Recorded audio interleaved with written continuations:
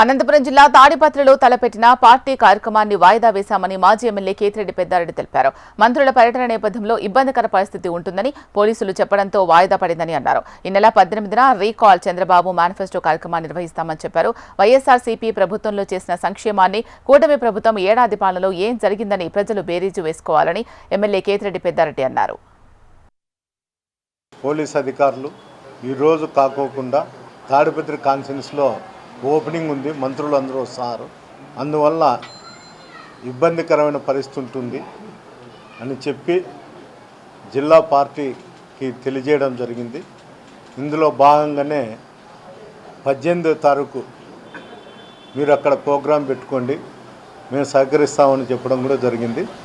గతంలో వైఎస్ఆర్సీపీ పార్టీ జగన్మోహన్ రెడ్డి గారు ఇచ్చిన సంక్షేమ పథకాలు